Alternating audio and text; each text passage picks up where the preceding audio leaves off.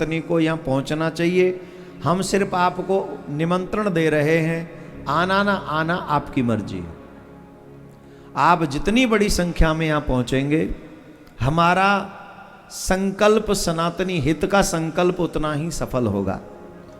हो सकता है कुछ लोग आपको आने से रोकें, फिर भी आपको ये देखना है कि हमको जाना है कि नहीं जाना है। 27 जनवरी को 12 बजे से लेके 6 बजे तक का समय, मात्र 6 घंटे हमको चाहिए आपके, मात्र 6 घंटे। और हमको नहीं, हमारे धर्म को चाहिए, तुम्हारे धर्म को चाहिए, तुम्हारी धर्म की सुरक्षा के लिए चाहिए। अगर आज तुमने ईमानदारी से अपना अधिकार नहीं मांगा, हम गारंटी से लिख के दे रहे हैं, गारंटी से लिख के दे रहे हैं, जितना बुरा भी हमारे साथ हुआ है उससे 1000 गुना और भी बुरा होता रहेगा। हम लिख के दे रहे हैं। और ये इसलिए क्योंकि इस लाइन में गए ना, अब पता चल रहा है कि किसका चेहरा कैसा है। वो चेहरे दिख रहे हैं हमको।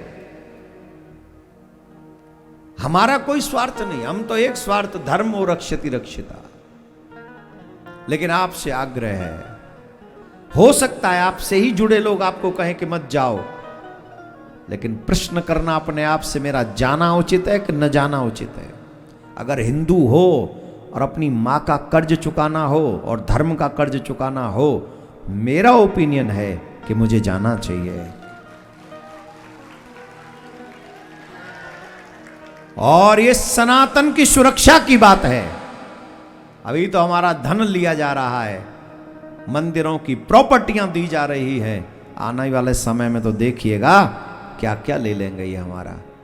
कहते हैं वो तो खुलेआम, ये सब कुछ हमारा ही है।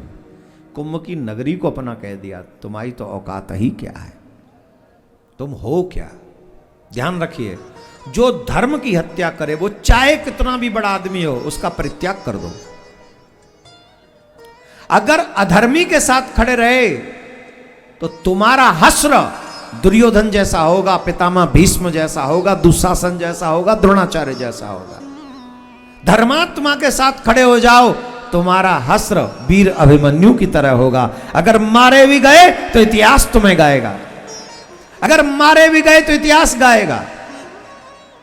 और ये तुम्हें सोचना है, बताइए धर्म किसके हाथों में सुरक्षित है, धर्माचार्यों के या सरकारों के? जोर से बोलिए। धर्माचार्यों के हाथों में सुरक्षित है कि सरकारों के हाथों में? 4 शंकराचार्य, 4 हमारे संप्रदायों के आचार्य और फिर 13 मंडलेश्वर जो 13 अखाड़े के आचार्य, इन सब के हाथों में ज्यादा सुरक्षित है कि सरकार के ऑफिसरों के हाथ में? जवाब दीजिए, किसके हाथ में? किसके हाथ में? किसके हाथ में? देवकी नंदन के हाथ में नहीं। मुझे कोई हाथ में, मैं उस लायक नहीं समझता अपने आप को। मैं तो इस लायक भी नहीं समझता हूं कि वहां जाके ताला भी खोल सकूं। लेकिन वो धर्माचार्य जो वेदज्ञ हैं, शास्त्रज्ञ हैं, पुराणज्ञ हैं, वो कुछ भी नहीं खाते, जैसा मिल जाए वैसा ही नहीं खा लेते। Point is noted my dear. ऐसे लोगों के हाथों में धर्म सुरक्षित नहीं है। जो गंगा गई तो गंगा दास और जमुना गई तो जमुना दास, उन्हीं के हाथों में सुरक्षित है। ये गंगा दास ही रहेंगे, चाहे ये पाकिस्तान चले जाएं, उनके हाथों में धर्म सुरक्षित होगा। तो आप सबसे मेरा आग्रह है, आप सब ईमानदारी से धर्म को बचाने के लिए 27 जनवरी को, तो जितने आप लोग हैं, कौन कौन रहने वाला है 27 जनवरी को यहां पर? और अकेले मत रहना, जो तुम्हारे शिविरों में रहे उनको भी 6 घंटे चाहिए। या तो तुम लोग रोटी खा के आ जाना, नहीं तो हम खिला देंगे। ठाकुर जी से प्रार्थना करेंगे उस दिन चकाचक भंडारा यहां चले, पूरे दिन भंडारा चलता रहेगा, खिलाते रहेंगे, खाते रहना, पर ज्यादा मत खाना। अरे फिर बीच में से कहीं जाओगे, फिर हम कहां से लाएंगे लोग। खाना उतना ही जो बैठे रहो 6 घंटे, हिलना नहीं, पानी भी कम ही पीना। आप सबसे निवेदन है, उस दिन आप समझो कि निर्जला एकादशी का व्रत, मजा आ जाए कसम से। एक दिन धर्म की रक्षा के लिए डट जाओ, चकाचक हो जाएगा कसम से। दुनिया इतिहास गाएगा तुम्हारा नाम, कसम से इतिहास गाएगा।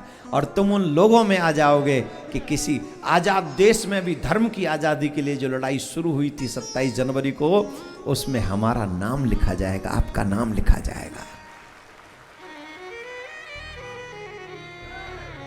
और तुम अपना नाम लिख लिख के मुझे भेज देना, मैं डलवा दूंगा तुम्हारा नाम इतिहास में।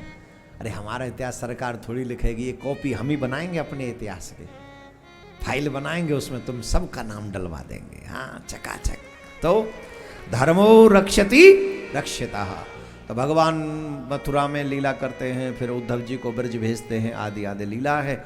फिर भगवान मथुरा जाते हैं। अभी भैया, ओ भैया, अरे इतनी देर बैठे रहे, तुम आ जाके क्या कर लोगे? 10 मिनट और 5 मिनट ही चाहिए। आइए, भगवान द्वारकाधीश बने और द्वारकाधीश बनकर